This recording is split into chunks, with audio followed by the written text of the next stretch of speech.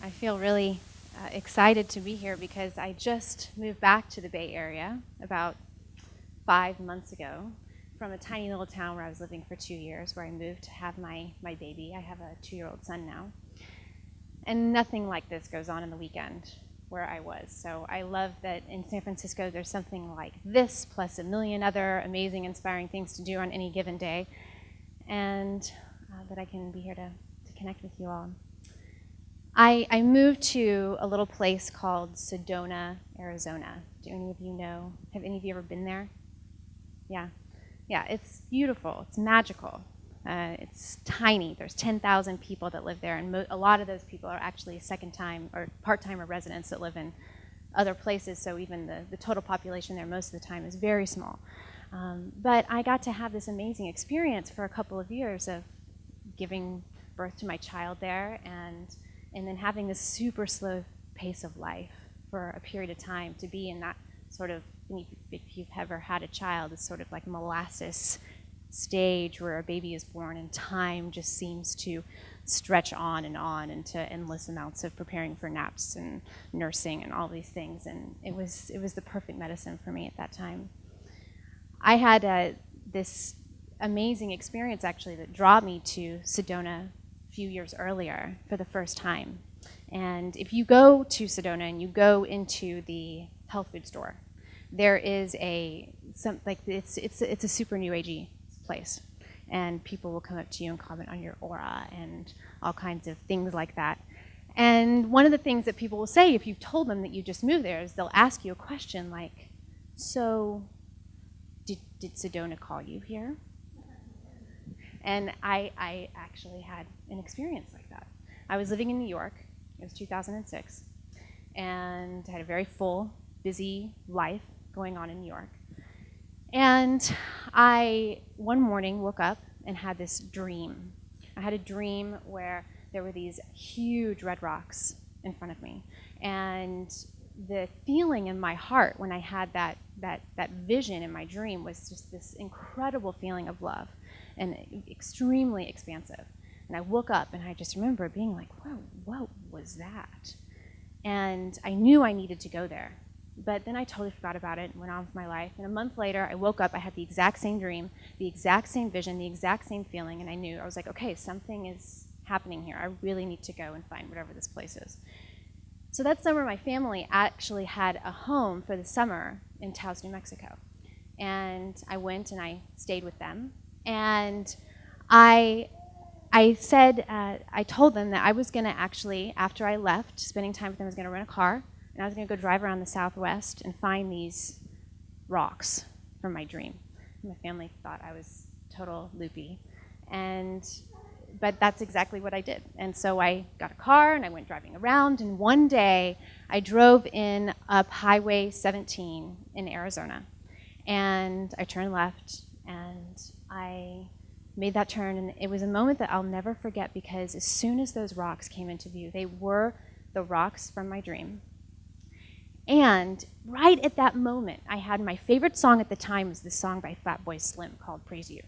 And it came on the radio, and it was like my heart exploded in joy, and I burst into tears, and I had chills all over my body, and I knew that I was home, which was a tremendous experience for me, because I had been a wandering gypsy for about 4 years before that. I had never felt any place in this world was my home, and I knew in that moment that it was my home.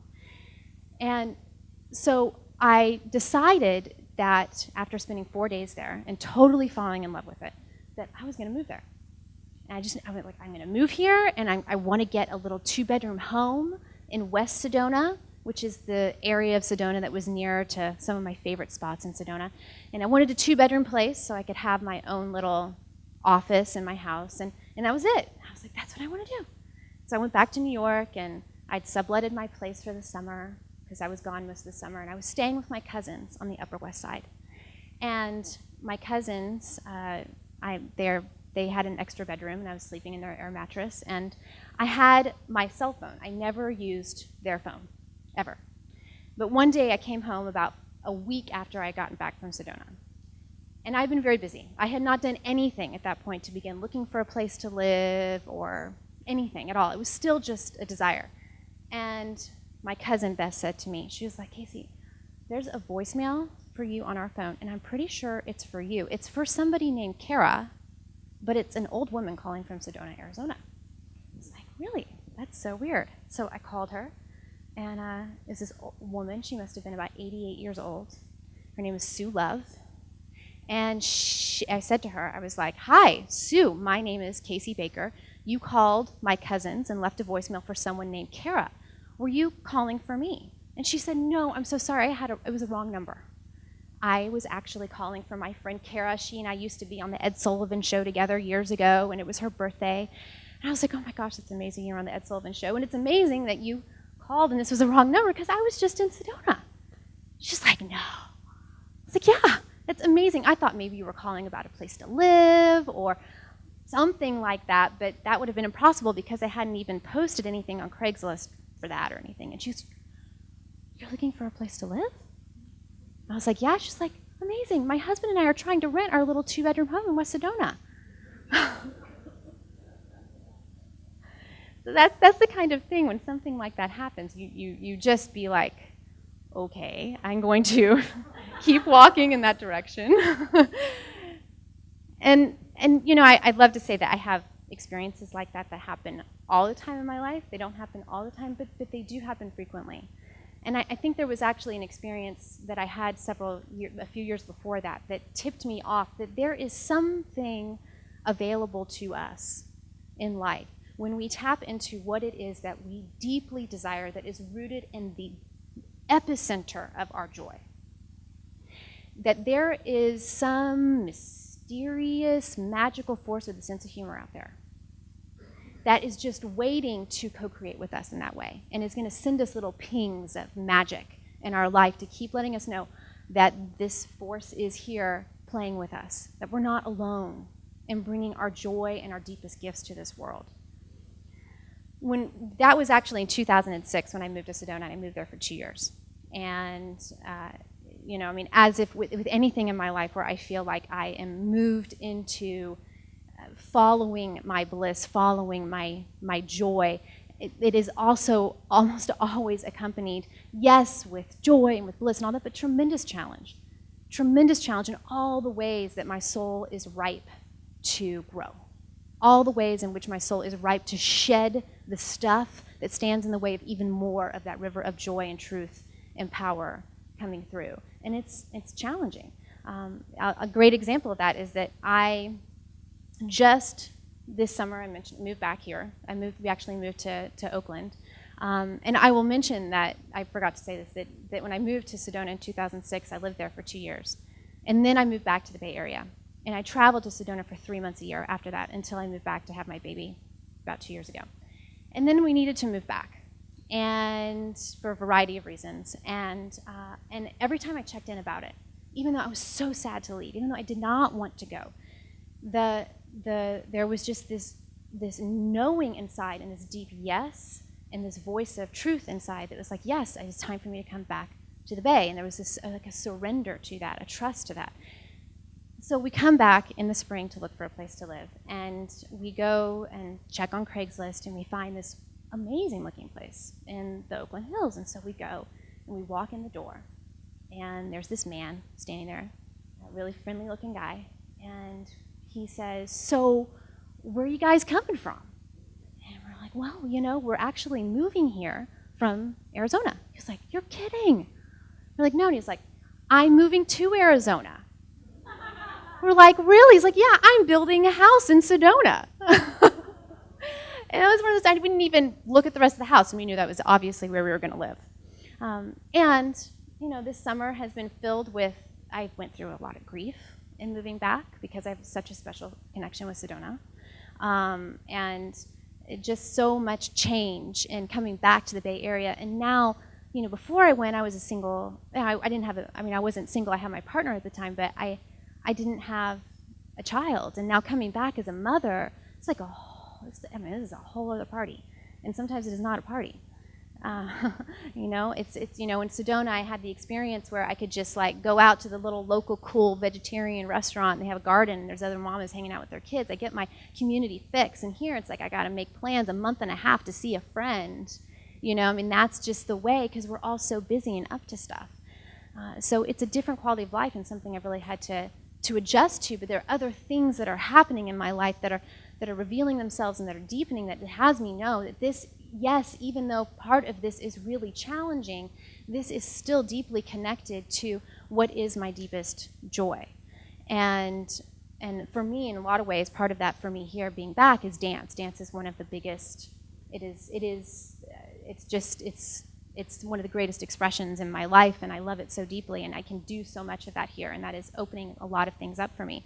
I know that that's partly why I was guided so much to come back. So following this river of guidance in our life and having that thread of communication be open in our life between what is it that is wanting to live through us so deeply? What is it that is longing to express itself through us in every single way? How we work in our lives, how we live our lives, through the way that we carry our bodies, that there is an intelligence and a force within us that wants to come through us. And when we tap into what that is, there is this essential partnership that begins to happen with life in playing and bringing out our gifts into the world. Now, I didn't always see this at all. I grew up in Texas. I had a very, how should I say, like traditional upbringing, and went to an Ivy League school and was an investment banking analyst and went that path. And actually, this was all when I moved to San Francisco. I worked in the Transamerica Pyramid and worked a very short stint as an investment banking analyst. I realized very quickly that was not for me. But I living in San Francisco, there's something about being here in San Francisco. I find that there's like this fire of awareness and consciousness. If you're here long enough, it's going to grab you. There's this thing that Eckhart Tolle says. I don't know if any of you know who he is. I imagine probably most people do. Now, he wrote The Power of Now. And he talks about, and I'm going to paraphrase it and chop it up, but it's something to the extent of that the fire of consciousness, it's a fire, and there's a log that's burning very bright with that fire of consciousness. All you have to do is put another log next to it, and that one will catch. And I feel like that happens so much here in San Francisco. That's certainly what happened to me. I started going to a couple of yoga classes, and I was like, oh my God, it feels so good to breathe. And started spending time in nature here. And I grew up in a place in Dallas and went to school in Philadelphia. I mean, I had no nature, really, growing up. So being here, there in the culture here of spirituality and awareness, that started to catch inside of me. And I ended up having an experience when I was living here in San Francisco in my early 20s, when I was in finance, that absolutely shaped and shifted how the eyes through which I see things, my perception. It was this random experience that sounds probably a lot like what I've heard some people talk about in random drug experiences, but it wasn't that actually for me. And not to discount those, as I know from a lot of people who have had very profound awakening experiences on drugs, that is not to say that that's anything less at all. But this wasn't that for me. But it was something that was out of the context of anything that I had ever in my life would have even conceived of. I had no context for it. I was sitting on my bed in my little Victorian I was living in Coal Valley, and I had just recently in my life gone through a massive breakup that just left me just waylaid. So depressed, feeling so bad about myself. And I dragged myself to a therapist, and she is a Buddhist. And she started introducing some concepts to me that just started to open things up. Like one of the things that she said to me was, notice right now that you're thinking. And it was just like, oh my God. Yes, there are thoughts, and I'm noticing it. That was like a revolutionary experience. So that kind of thing was starting to happen in my life, and there was a deeper connection to the silence within myself that was beginning to come online. So I'm sitting on that bed. I remember it was a Sunday afternoon in August 2001. And I'm sitting on the bed, and I began looking at this map that I have in this book. I was packing, actually, to move to a new apartment. I was going through stuff, taking my time, looking at this map, and I saw this old map, and in it was this image of the world, but from the perspective of the Pacific Ocean being the center. And I remember looking at the image of London, which I had studied British history in college. I had such a passion and interest in England and British history, and I remember having the thought, okay, if I had been born in London, who would I be? Would I be the same person that I am now? And it just had me have this very organic questioning, who am I?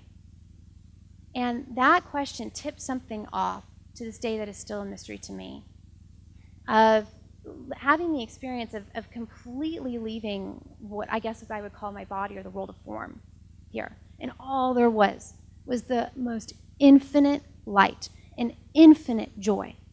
Infinite joy. And in colors that I can't even begin to describe. And I mean, the joy was so off the hook. And I just remember thinking, oh my God, this is who I am, and this is every other being. And all of a sudden, I started noticing my body was moving, and it was just, and every little millimeter of movement just felt like total ecstasy. And suddenly, my vision shifted, and all of a sudden, it was like bed, desk, chair, hairbrush, everything in form just felt so dense and heavy. And I remember thinking, actually, in that moment, like, God, what can I use to kill myself? I want to go back to that. And then there was just like this war in my mind. I was like, no, you're crazy. And it just began having this war inside of my mind. And I was flipped out. I did not know what just happened. I remember sitting on my bed, and I was just shaking. And I knew that I just had to get outside. I had to get out in nature. I had to go connect. So I put on my sneakers, and I ran outside, and the fog and the trees hit me, and it was just like, home. This is where I feel that connection. And that experience, I mean, it was like there was like the morning of that day, and then there was that experience, and there was after that experience. And the way that I literally perceived and saw things in the world completely shifted after that. It wasn't like I became some, totally peaceful enlightened being. As a matter of fact, while I was having all of this incredible perception going on about a deeper understanding of the nature of life and of myself, I was also encountering so deeply so much of the flippant insanity that's inside myself. And that was really hard. I went through, I actually left and I went traveling right after that time period. And I went through a period of both simultaneous, unbelievable downpouring and outpouring of creative energy, and being in so much intense, deep confusion inside of myself, and what felt like the dissolving, what I can only say years later now, it felt like the dissolving of parts of my identity. And that was, I guess, what I've heard people call like an existential crisis. That was totally what I was going through. And that went on for a couple of years.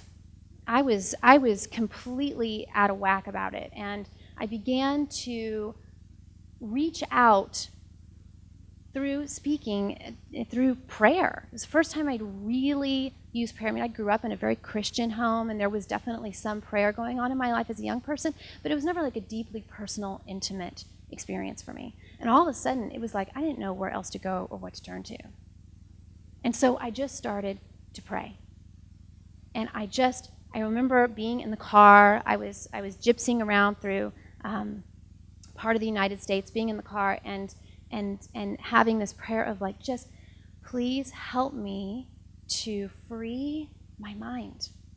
Please help me to let go of so much of this suffering and insanity.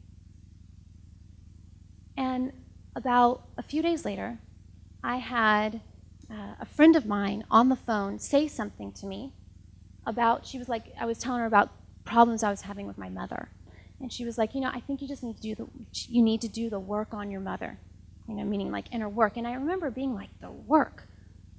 And I remember writing that down. And then a couple of days later, I came across something called The Work of Byron Katie. And have any of you ever heard of the work of Byron Katie? Yeah. So there's this woman, and very wise woman, and she wrote a book called Loving What Is. And I went to the library and I checked out her book. And it's a very simple process of 4 questions that you can apply to any stressful thought or feeling or situation. And I tried that on one of the thoughts that had just been tripping me out and landing me in so much closure and suffering. And it was unbelievable. It was like instantaneous. I just felt this massive dissolving, a break in such holding tight into identifying with it, and this feeling of relief and freedom and clarity and joy and laughter at it. And I just was like, okay, I got to go deeper into this. I got to go deeper into this. And I went on her website, and she had this 9-day program. It was $4,000. I was a traveling gypsy at the time. I did not have $4,000. And I said, I just was like, you know what? I really want to go to this. And I saw that she had a thing where you can enter your email address and go on a teleconference call with her.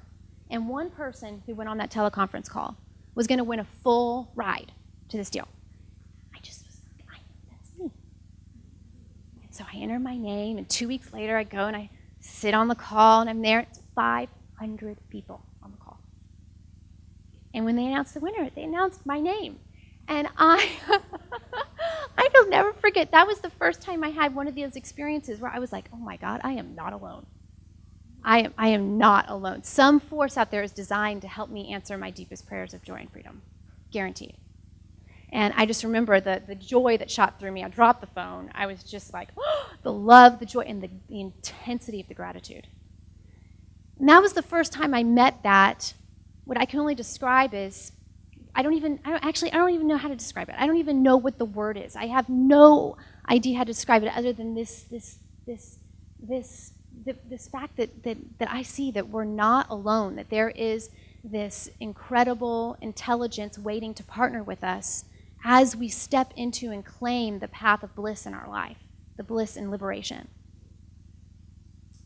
And I really believe that actually this is one of the most important things that we can do at this time in our world is to claim our bliss and claim our liberation. Because when we do that, that's the avenue, the river, whatever you want to call it, where the deepest brilliance of our gifts flow. That's it. And there's something that Joseph Campbell talks about, and again, I'm not going to say it exactly how he said it, but it's something to the extent of when you begin to follow your bliss, you step into a path that has always been here waiting for you. And I think that's remarkable. That has always been here waiting for you. And I don't think that path is something that is just this static path, like a hard piece of concrete just waiting there for you. It's actually alive and listening, and that we can communicate with this part of ourselves. Some may call it this greater part of ourselves. Some may call it our deepest truth. Some may call it God or source. It doesn't really matter, right? But it is this river of love and intelligence that is waiting to partner with us. I went through that period where I left and I went traveling, and during that time, after I had that experience and I did the whole Byron Katie thing, which was amazing and utterly world-shifting for me, I began to really feel a deep longing to bring a lot more of my poetry out into the world, because I've been writing a lot of poetry during this time, but I had a world of self-doubt and fear and shame of sharing any of that with people. I mean, it's like the idea of putting out there into the world something that felt so beautiful inside and having it be potentially ridiculed by others was beyond what I knew how to deal with. But the longing to share it was so deep inside of myself. And I think that's the nature, in large part, a lot of times with the creative process. We receive some kind of creative download in our life, and the very nature of it is that it wants to be given. Its very nature is generous. It wants to be given, and when we get in the way of it with our self-doubt and our fear and the shame, which is so innocent and I think it happens for probably most people, that it can create so much suffering inside of ourselves. And that was the state that I lived in. That was the state that I was living in. And the work of Byron Katie definitely was a huge part of what supported me in moving outside of that. But there was actually one experience that I had that had me realize that I had to actually become very active in claiming my liberation. Like super active. Like it is number one in my life. It's the most important thing because it's the key to everything. And that was an experience that I had where I, in my travels, fell in love with this absolutely amazing, beautiful, heart, he was so rich in heart, Palestinian man. And it was one of those love experiences that, it just cracks your world open. It was only for 8 days, and we didn't even really speak much of the same language. I spoke no Arabic, and he spoke very little English, but there was a world going on of feeling and emotion and connection and communication that was just, it was beautiful. And I fell in love with him, and then we parted ways. And he wanted me to come back and get married and do the whole thing, and that was not what I wanted to do. But I still felt massive grief about that, having to part ways around that. And it stayed with me for a long time. And I ended up in my travels in Israel, and I contacted him. And I said, I'm here in Israel. Are you here? Are you in Palestine? He's like, no. I said, where are you? And it turns out that he had actually escaped. He got an illegal visa, and he basically, for all intents and purposes, escaped outside of the wall surrounding Palestine and traveled illegally through Europe on a fake visa until Sweden gave him and his best friend asylum. So he was living in Sweden. He's like, but please go see my family. Please go see my family. He has 14 brothers and sisters, and they all lived in the West Bank, and this was during the Second Intifada. So this was an intense moment. This was definitely not something I was telling my parents about. There were car bombs going off, and Arafat had literally just died about 3 weeks before. They had just brought him back from Egypt, where they'd had the major funeral there to the PLO compound in the West Bank. It was a sketchy time. But everything in my system knew. I was like, I have to go. I just felt, every time I checked in, it was just like the breath was endless. The feeling of joy inside was yes. My heart felt open.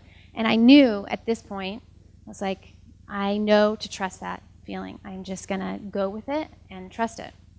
And so I went. And there was this whole thing that was orchestrated to get me on and through, to go through the wall, which I'd never, you hear about it in the news. And then it's just a whole other thing to experience that. I had traveled at that point for probably close to 4 years by that point, and I had seen a lot of people living in massive poverty in places around the world.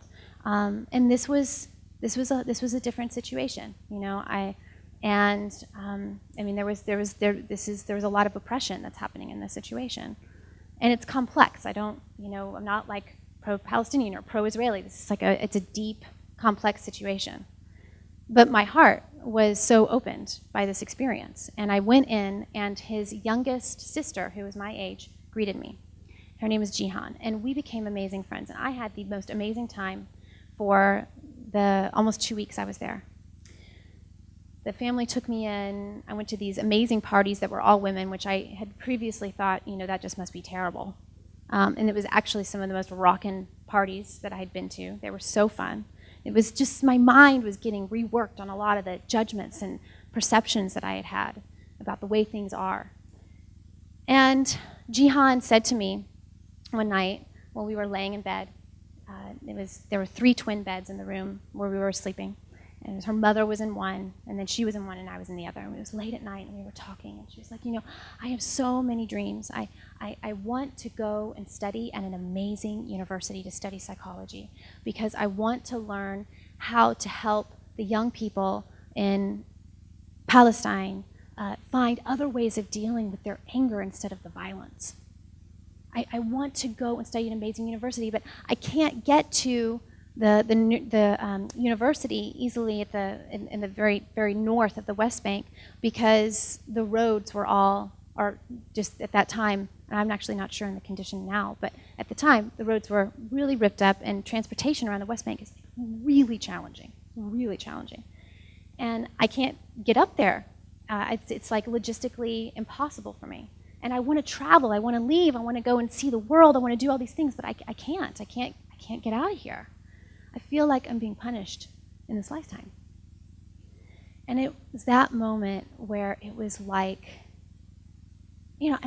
I had been traveling, wanting to share all my creativity, but feeling so held back, feeling so much shame and so much suffering around it all, feeling like kind of lost in my life, but with so much care and wanting to give to the world.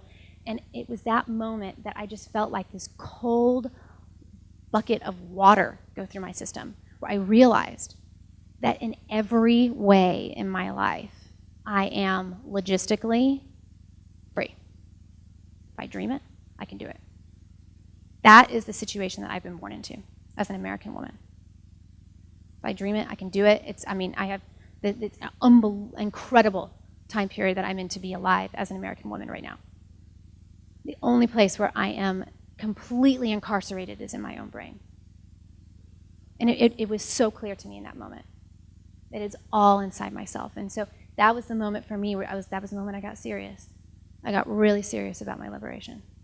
I got really serious. I knew I needed to get out there, do whatever I need to do, ask this incredible force that's here to send my way whatever teachings, whatever people, whatever processes, whatever realizations or shifts in perspective I needed to have to be free inside of myself, to be able to speak, to be able to share my creativity, whatever it may be, to be able to love freely without all the nastiness of resentment and fears and all that stuff, just to be free. It is my birthright. So that was what I set out to do. And that became my path, was to find that liberation. And eventually I did. I ended up getting out there and doing spoken word art. And that was an incredible experience, to finally be out there and sharing my poetry and sharing my creativity. And women started coming to me and asking me, how can I get out there and speak and do that?